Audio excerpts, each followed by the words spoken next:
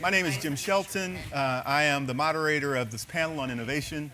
I have up here the benefit of having four folks who are innovators in a variety of different ways, pressing the field and helping us to shape our thinking about what innovation in education means. What I would like to try and do with this panel, we've heard a lot of good feedback. We had done this great preparatory calls and all that good stuff to make sure that we had a really rich conversation. And having heard all the conversations today, we totally scrapped all of that, and we're going to try something different here, so hopefully it works out. Okay? What I'd love to do is to really quickly, one of the biggest controversies in innovation is what exactly it is. So I'd like to quickly propose a question about innovation and then ask each of you why you think you are on a panel about innovation, and then if you could tell a little bit about your background and what you bring to the conversation, that would be great. And with that, I'm going to throw up something that you guys can't see, which is very cool, which basically says that, from my perspective, innovation has to include two things. One, it's got to be significantly better than the status quo. And the second is that it's got to actually go to scale. It's got to have, if you have something that is significantly better than status quo and doesn't go anywhere, then it's a nice invention. But once it actually goes to scale and has broad impact, that's what allows you to have an innovation. I'm sure there are many people here who disagree with that, and that's just great. So that's why I throw it out as a way to kind of talk about what innovation is, how you think about it from your perspective, and why you think you're on this panel to have a conversation about innovation. John. Well, thanks. First of all, I'm John Katzman. I guess I'm here. I founded Princeton Review back in the day, ran it for many years, and started more recently a company called Tutor. We work with USC, Georgetown, UNC Chapel Hill to build what I think are the first generation of truly great online programs. The question of innovation for me, choose Christensen's rubric of there's disruptive and sustaining. I think that the two really, when it comes to education, are potentially at odds. There's the innovation that we can all do to incrementally improve every day, and then there's generally the innovators who come from outside the system who are disruptors. And I think the most interesting stuff we could do is to balance the two against each other. My name is Mona Murshid, and I lead McKinsey's global education practice. And in our work, what we try to do is precisely which is how do you move education systems at... Can you guys hear? Yeah. Can we get a little mic check on Mona, please? Is this better? Nope. No, okay. Okay, innovation as we speak.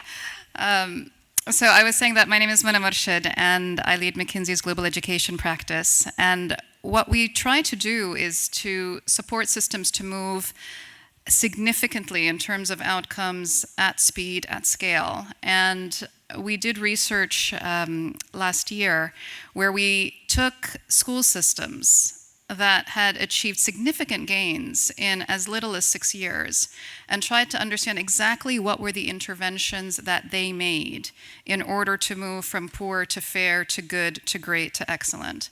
And that journey, by its definition, requires significant innovation of both kinds, which John just mentioned.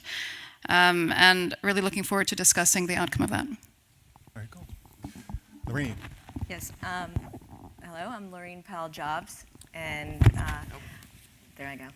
I founded a group called the Emerson Collective that looks at creative problem solving, which is typically how I think about innovation, which is using our most flexible thinking around a problem that hasn't been solved before. It's been solved in a different way and not at scale, and so how do we bring different disciplines around bringing this new creation to life. So at Emerson Collective, we work with a number of entrepreneurs who are, in our country, the innovators, and we try to help them bring their ideas to scale. Also, 14 years ago, Carlos Watson and I started College Track, which is an organization in the education sector that works with largely first-generation college-bound students who are not getting the support they need from their schools and their communities in order to change their trajectory in life, i.e. complete high school, enter and complete college. And that's an organization that we have shepherded through growth in an innovative way, where we took risks, we experimented, we refined, and we're continuing to enhance the model. We've replicated now to 5 different communities. Good deal. Good afternoon. My name is Osman. I am the founder and CEO of a company called Now. And before that, I was the founding CEO of a company called Chegg, which cut down the cost of textbooks for millions of students. I am very excited about where technology is, innovation is today, because I think for the first time, it's at a point where you can really innovate within education. Because I'm a big believer that innovation really occurs when it's iterative and fast, and also with the end user, the consumer. And I think for the first time, we can really interact with the students where you can get instant feedback. And I think that's really exciting for me personally and for our company. And I think we should see a lot of change coming in education over the next couple of years with the advent of tablets and social networking and all these technologies coming together at a very rapid pace. Good deal. I mean, it's been interesting listening. We all had the opportunity to hear our panels earlier and to hear the mayor talk over lunch.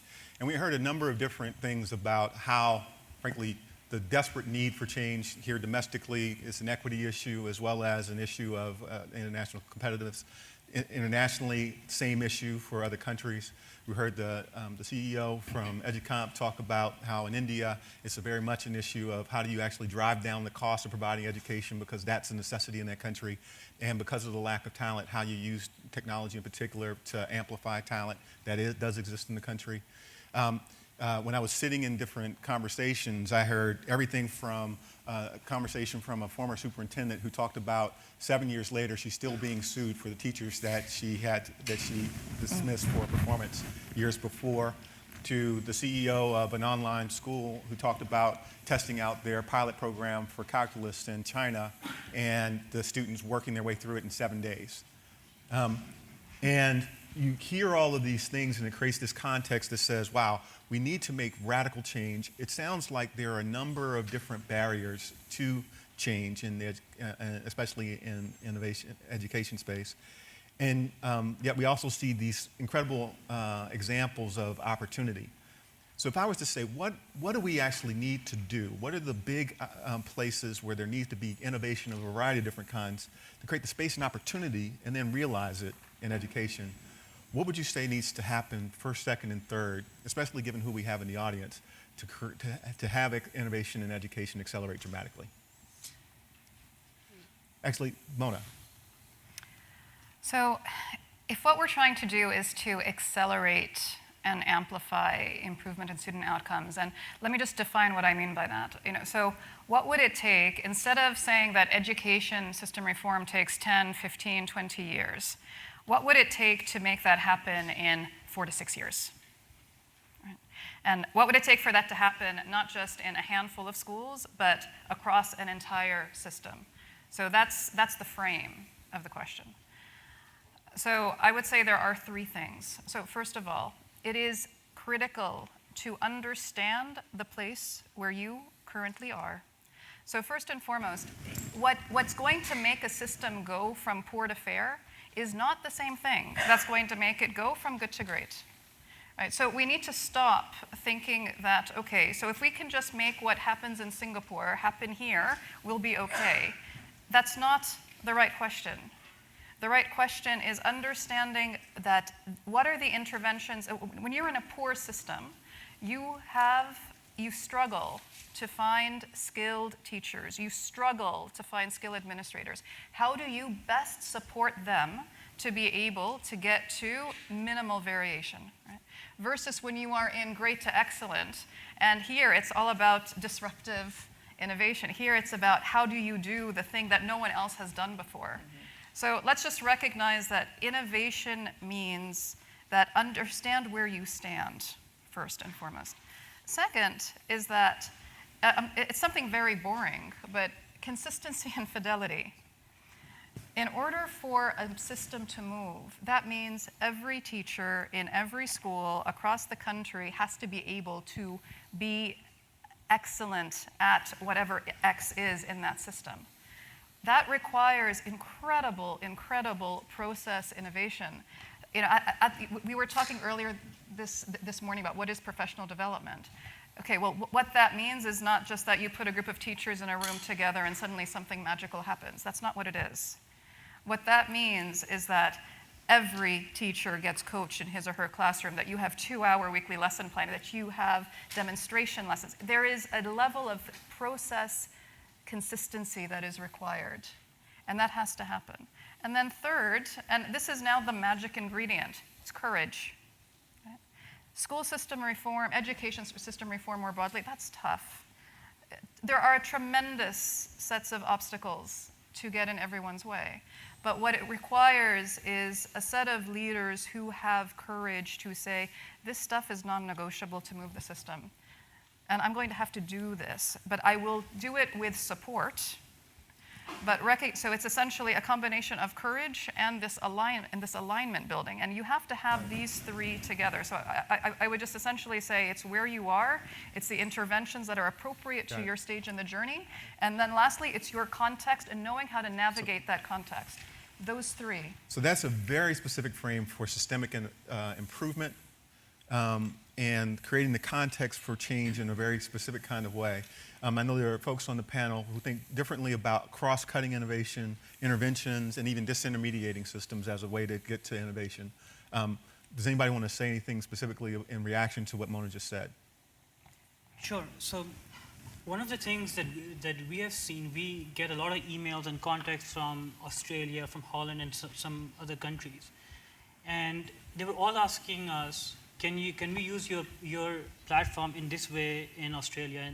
And we were getting so many emails from Australia and Holland. We reached out to see what was going on. And it turned out that the governments had mandated a policy of 1-to-1 on student laptop or device to be implemented by 2012. And all these schools were scrambling to actually meet and figure out how to best do it. And I'm talking about this is 2010.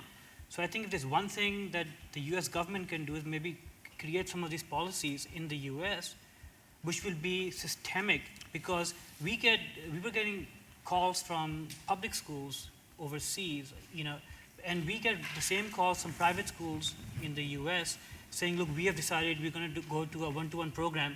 What can you do for us? So I think some policy change like that can be significant help in pushing the ball forward. Let's stay with policy for a second. Go ahead. I'd almost go in exactly the opposite direction to get to the same goal, which I think you're dead on. If you think about broadly, where is education going over the next 20 years, or where would we like it to go? One is we're going to use technology in part to reduce the number of teachers and make them more professional, to hire fewer, better paid, more professional teachers flanked by technology, in the way that technology has been used in every other part of the economy. And two is we're going to have fiercely individualized instruction that allows us to target a student with what he or she needs based on where they're coming from and where they want to go.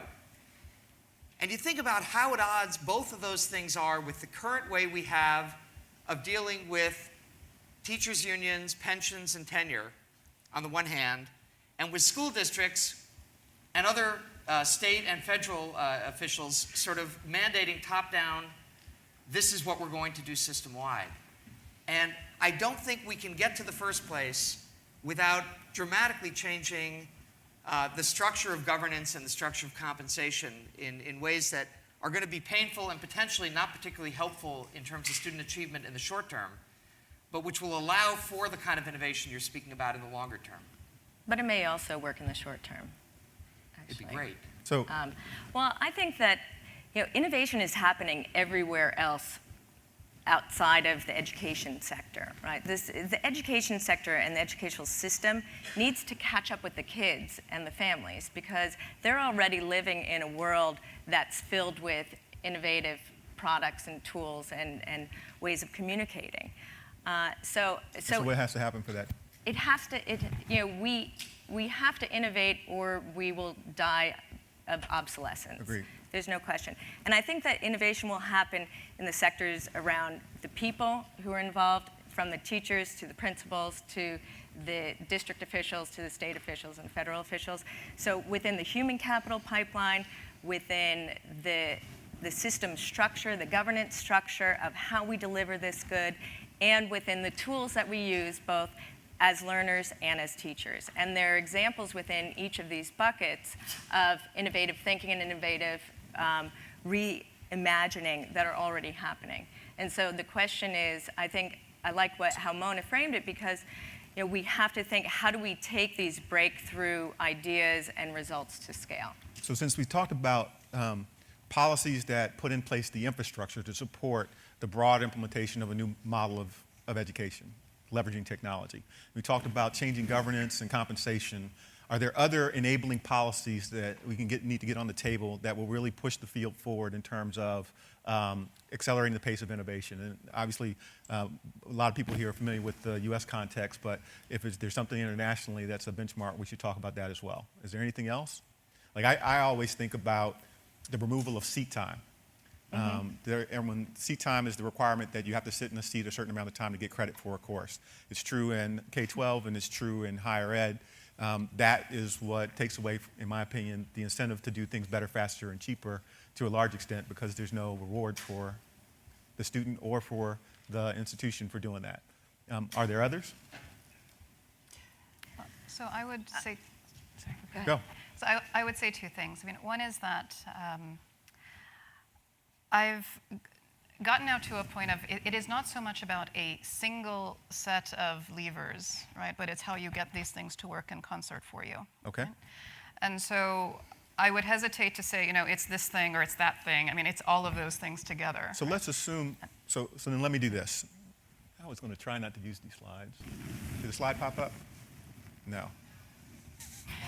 All right, so never I won't. Okay, so basically when we talk about the innovation ecosystem, think about it in 6 parts.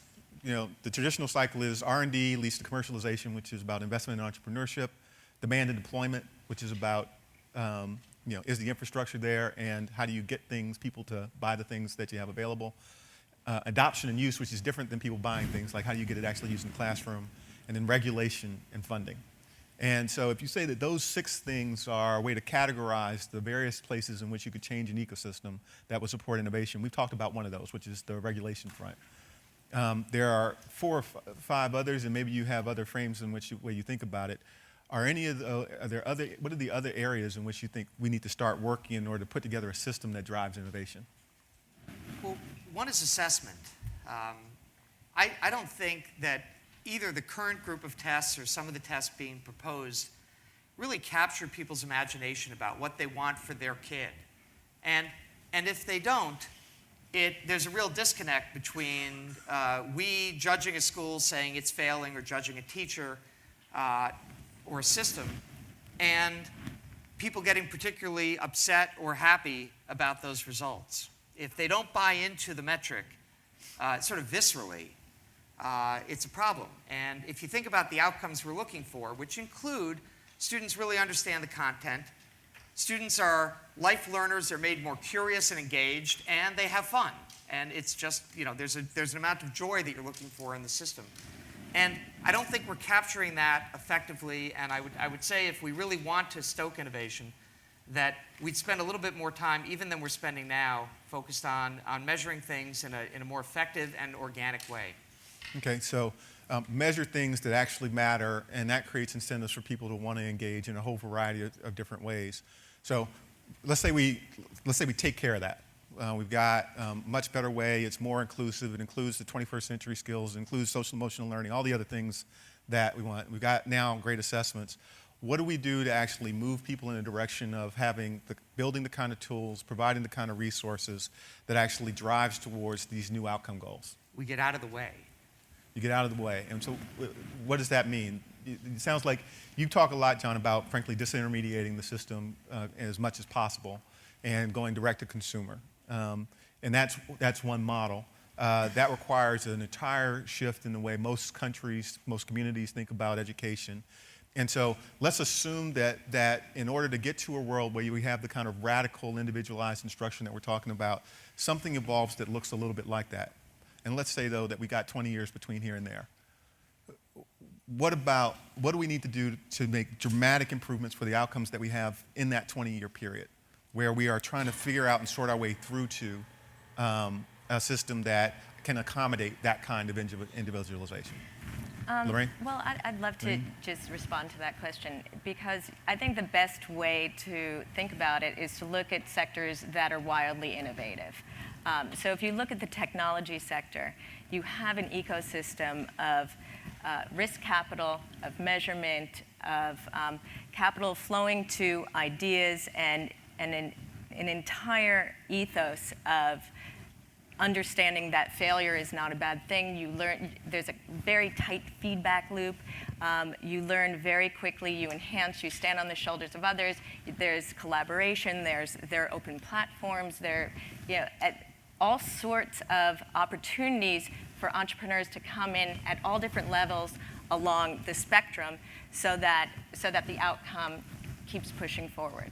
So if we think of it, if we think of the educational system, we need to rethink how money flows to the classroom. We, as a country and as a world, we spend a lot of money on education. It's one of our big buckets, $1 trillion a year. I mean, it's an enormous amount of money, and we're getting a very bad return on this investment. It's kind of a funny thing, right? This is kind of funny. Guillotine in motion. Yeah, exactly. And so freeing up the flow of money based on agreed upon outcomes and metrics, and being able to evaluate it and have transparency, and speaking to our customers, who are both the parents and the students, are all essentials. Got it. And so you brought up specifically funding models that allow for resources to flow to things that work and resources to flow to things that people want. Right.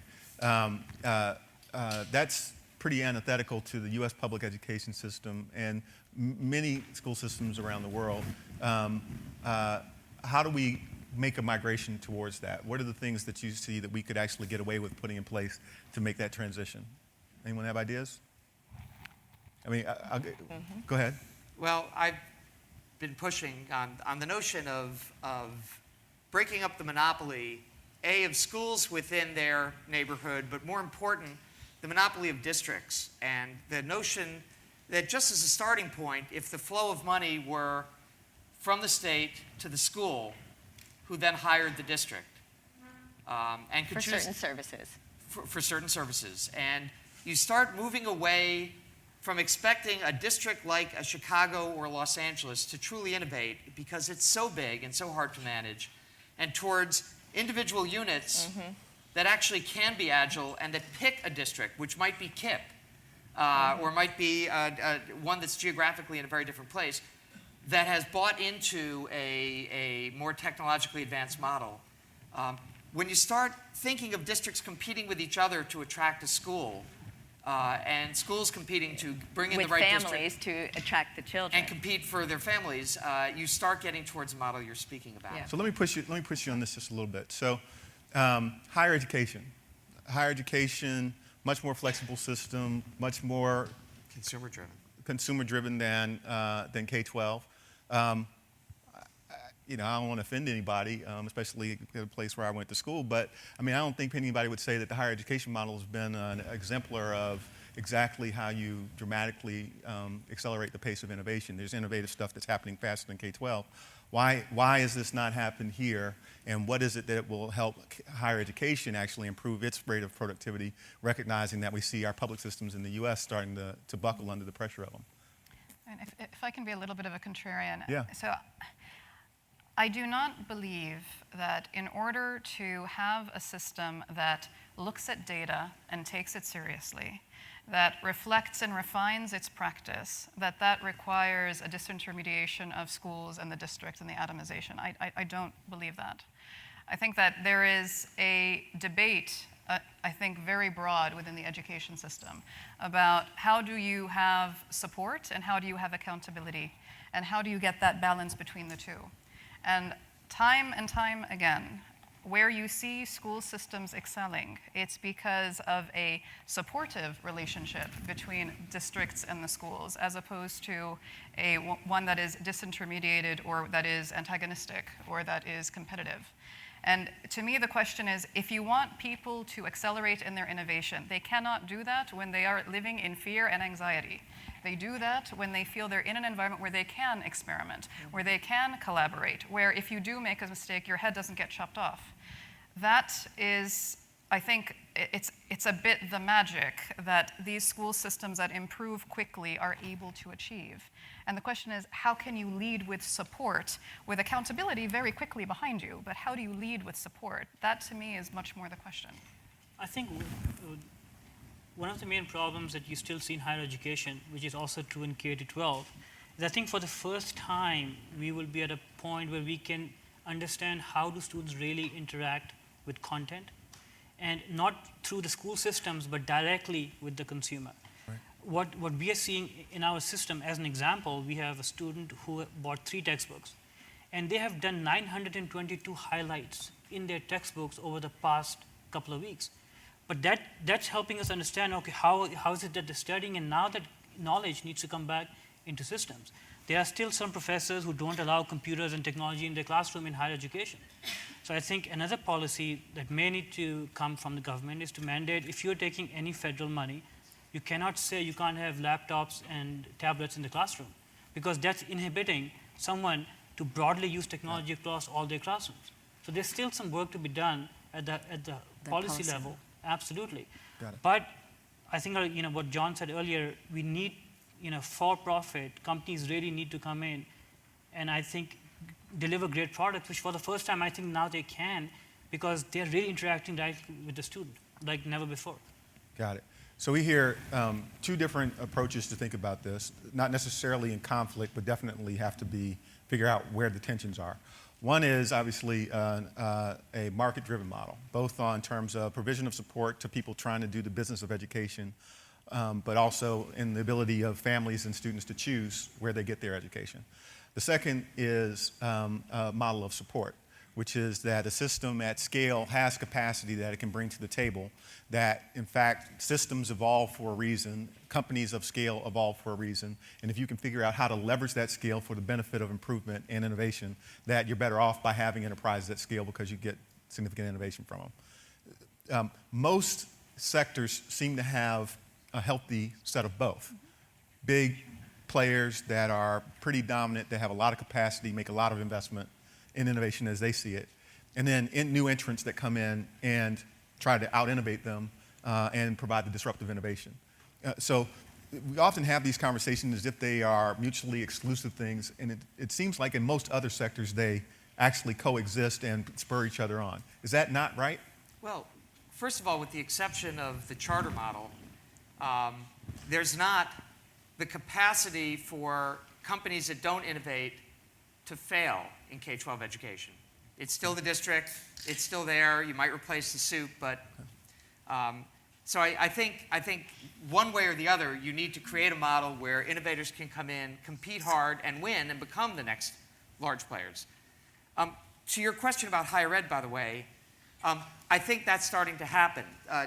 With the exception of a handful of great universities, higher ed also has something of a geographic monopoly. And most people still go to school within 100 miles of their home, especially grad school for most areas. With online learning, that's starting to change. And I think you're going to see incredible disruption and innovation in higher ed. I think you might start seeing the kind of consolidation that you've seen in other places where the internet has disrupted a market. You might see twice as many college students a decade or 2 from now, and half as many schools servicing them. Okay.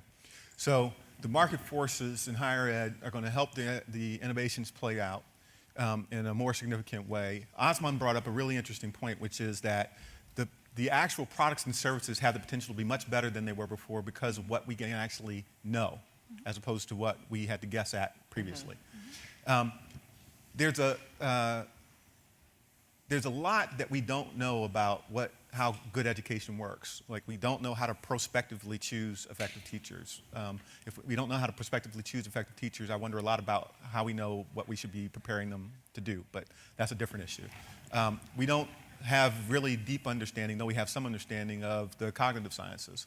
We don't really understand motivation and engagement as it applies to core academic content.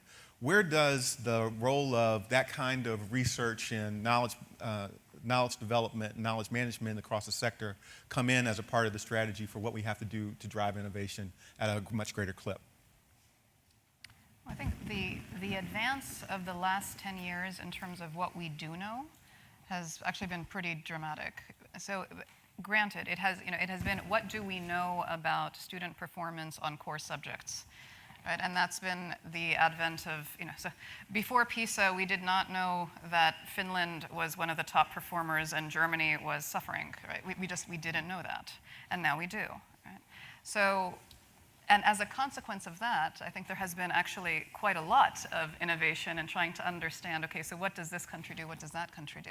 So now you're asking a really important question about there is now this next wave of unknowns, right? And there are known unknowns and there are unknown unknowns as well, right? And so we clearly don't, so a known unknown is all the soft skills, right? So how do we best develop leadership and problem solving and communicate? We know we need to crack that because that's an important skill, but we don't know what is the best way to do that. Is that a forum for research and for innovation across entities? Absolutely, yes. Got it. Let me push on that just a little bit more.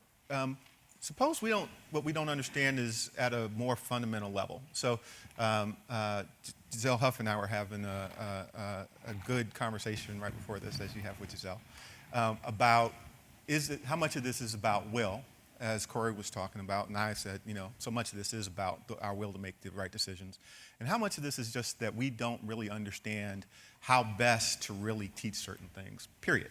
And not just core academic subjects, but we don't understand what we need to understand to achieve the kind of outcomes that we know we achieve with our very exceptional students, with all students. So the cognitive science, the how you actually describe what we want people to know, the kind of learning experiences that for a whole variety of kids work in particular ways, the different and best delivery methodologies for those different types of kids that learn in those different kinds of ways, and how you maximize motivation and engagement across all of these different things. So if we have a big thing, a set of things that we don't know about high quality instruction and learning experiences for young people, how do we create the context to actually learn a lot more about that than we have today? Well, I'll tell you how it's not going to happen. It's not going to happen with the framework that we have now, where there is not a lot of easy flow of curriculum share and reflection and feedback in the mechanisms that we currently have. So I actually don't totally agree with how you're framing this, Jim, because there are certain schools that are getting breakthrough results compared to their district and state. And many of them have common practices whereby the teachers are getting very quick feedback around who's working on task and being able to intervene in real time so that the whole class is lifted and we don't require a great degree of disintermediation. There are system-wide within charter schools that are learning very quickly how to improve instruction and learning. So I hear you 100% on that. Let me just bring a couple of facts to the table. So decades ago, this guy named Bloom demonstrated that one-on-one tutoring produces a 2 standard deviation performance improvement over classroom instruction. Like, I don't think there's anybody in here who's going to argue me down. I see Roy P. out here. He might be able to try and do it. But pretty straightforward finding. That means that the 50th percentile folks, for those of you like me, I had 98th percentile, 50th to 98th percentile. We don't have anybody, even our best folks, that are doing that. And the reason that we're not doing it, though, is because it's not a feasible, affordable model in the constructs that we have today. So the question then becomes, how do you actually get to a place where you can deliver that kind of performance for every single student, as was described by Cory Booker a little bit earlier, and what do we need to learn in order to be able to deliver that? And granted, these other places that are doing a lot better than the other folks are doing something, but they're not doing that. And if that's our benchmark, how do we get there from here other than the continued frames of market versus support versus with basically the same base of knowledge around what exactly it is that we're trying to accomplish in terms of instruction? Well, it's even worse, right? We can't afford the current model of classroom instruction. Costs go up every year, significantly above inflation at some point. this model breaks too. It's not just we can't afford tutoring. So the answer is, you're totally right. We can't just look for best practices and say, let's all do that. You know, that Motorola flip phone back in the day, that was great. Let's just all get one and we're done. We have to set up a system that continually improves, that continually drives costs down and raises performance, because we can't expect, A, that we know the answers or even the right questions, or B, that we're going to know them anytime soon. We just have to keep an atmosphere of experimentation and continuous improvement. So I'll tell you one quick story locally that's very encouraging. And I don't want to put too fine a point on online learning, but last year Khan Academy piloted in Los Altos School District in a few schools within the district, 4th and 7th grade math, and they gave professional development to the teachers who were piloting this, and they only took a few classrooms with randomly chosen within the school site, did a lot of professional development with the teachers to help facilitate the learning, allowed the students to move on at their own rate, and their findings, which they will publish soon, are so outrageously great that Los Altos moved quicker than most districts tend to do, and have decided to adopt it for this coming September district-wide, every single classroom into the grades, because the results were that dramatic. So I think that kind of experimentation and that kind of courage that district showed is exactly what needs to happen, because this pace of acceleration is happening elsewhere. And if it doesn't happen within the classrooms, it's going, people are going to go elsewhere. They're going to, the parents will demand it. So I want to, we decided this would be the panel that we would shorten, so I want to start to open it up to questions. If you have questions, please come to the mics. Because we've heard a really good conversation that laid out a bunch of different things around the policy context, either enabling policies, use resources, and use regulation to get people to put in place the infrastructure required for kids to have access to opportunity through technology and other things like that, reframe the governance and what I'll call the incentive systems.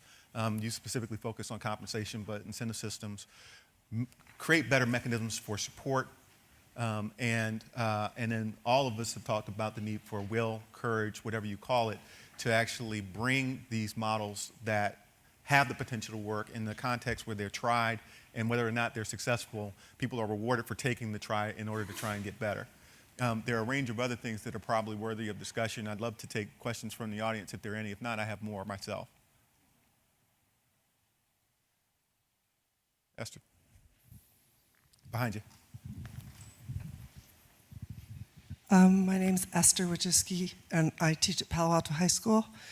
Also, I'm a consultant for the Hewlett Foundation and for the Carnegie Foundation.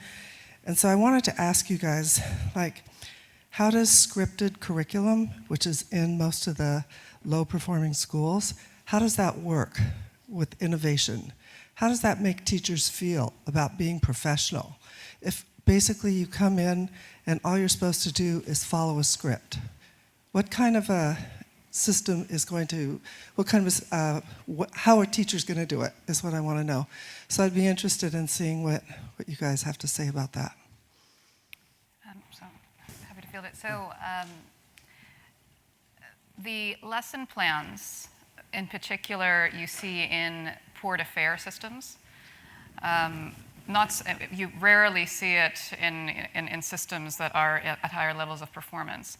The rationale of these systems is that they're trying to minimize the variation as much as possible across the schools, given a low base of teacher skill, which tends to be the situation in these port-of-fare systems.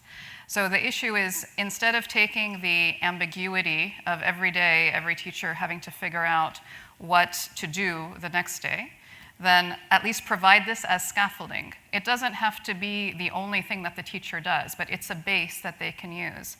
The innovation is much more on the how do you get a drive for consistency than it is in the material itself.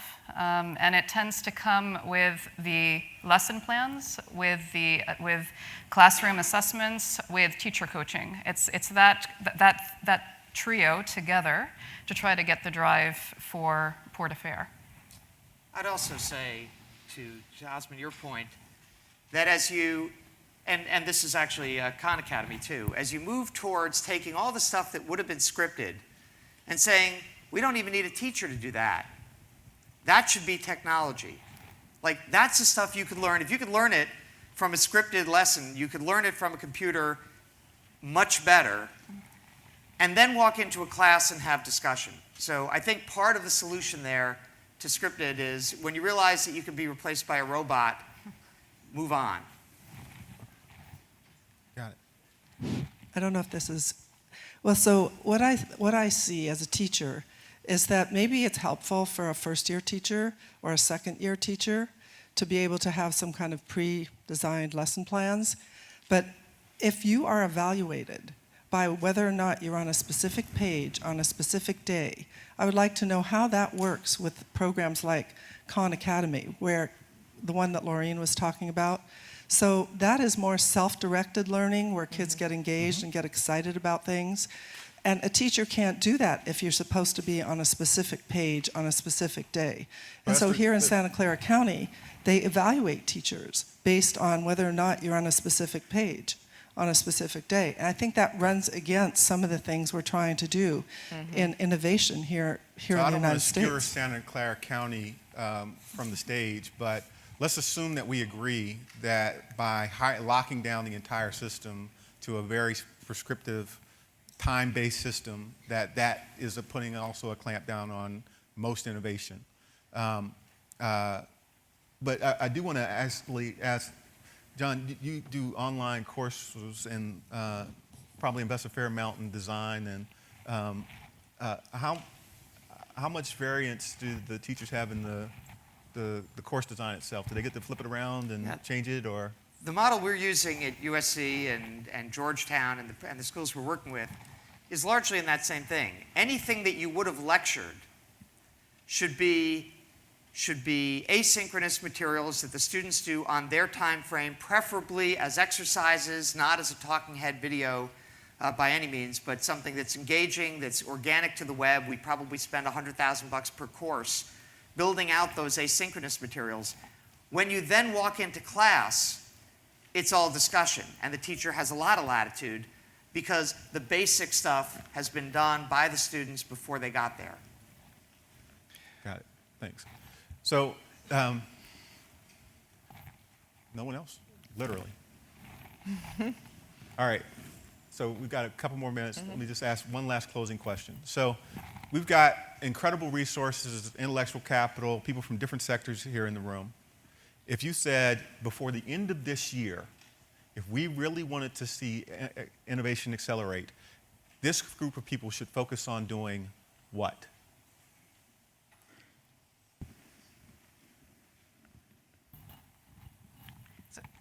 Very deep question, but I think probably top on my wish list would be, if you believe that the teacher is the central anchor for the learning experience of students, then what can we do to raise the group capacity of teachers in any school such that just by virtue of being in that school, a teacher is automatically better than she or he would otherwise have been because of the collaboration with his or her peers? How do you make that happen? Either because of changing practices or because of introducing technological interventions. How do you make that happen? I think one thing where I like to mention is, I personally think a lot of money in education gets wasted. So I know a few foundations who are right now paying $5 million to have 5 textbooks made instead of really working with OER books to really say, look, there's good content which is already adopted out there. Why not put money in there to really bring them to the next level? They're already being used in schools. Instead, a lot of money is going in building new books. There are plenty of books out there. I think there's a foundation especially should be asking, I'm giving $5 million to make some more books which are going to come out in 2 years. Why am I doing that? Why can I not do something which has impact this year versus waiting 2 years down the road? So I think there is, foundation funding needed for quite a few projects, I think they need to really think through why are they, putting all this money out there. So. Got it. John? We should have fun. We should, as reformers, start thinking about making school reform a fun, great mission about how great schools can be and how much your kid could learn and how much fun he could have learning it. If this is pain, if school reform is just about how bad things are, it's 25 years later, we're still, looking for followers and not getting a lot of traction. And specifically, we should aim all of our fun and we should aim all of our efforts at reworking the fundamentals in ESEA, in particular, reworking the fundamentals of how schools are constructed to be open to the kind of changes that Osman is making, that Khan is making, that you guys are, it could be really transformatively great. We could be the shining monument in education, and we've got to take people to that space. We've got to walk them through School of One and let them see what we can accomplish if we free up our systems to allow it. And I think also, Jim, the government, I don't think we really have a big goal from education to say, man on the moon kind of mission. Mm-hmm. Where is the goal for everyone to follow? I think the government needs to actually step up and create some really interesting goals for everyone to galvanize towards. So I think that's something we need from you guys. Good deal. Well, I think there are a few huge levers to pull, and one of them is policy. And if we really want to get each school operating on that horizon, delivering the kind of personalized instruction that every student deserves, we really need to allow the site leaders to choose their team and to develop their team in the way that they want to be measured on. And until we free them up to do that, we can't be holding schools accountable and then districts accountable and then states accountable. And so I actually feel like we have agreement around what we want to see, but we have the wrong structure. And the way to very quickly accelerate the change in the structure is through policy. Got it. So I'll finish off. I definitely think that creating a policy context where things can help, where people have space and opportunity to innovate is really important. I am presently in a state of mind where I think that takes a heck of a lot of energy and a heck of a long time, especially in our current context in the United States at least. And so if I could say one thing that I would love this group to think about is that clearly it is a combination of the context, the research, the incentives, the investment in entrepreneurship, and the context in which people are actually being entrepreneurial in the actual delivery of education, so school systems. And so the question is, can we create a series of regional innovation clusters that are actually connected, not only nationally but internationally, that are pressing the forefront of both sustaining innovation and disruptive innovation, and have the flexibility and the market mechanisms to make that work.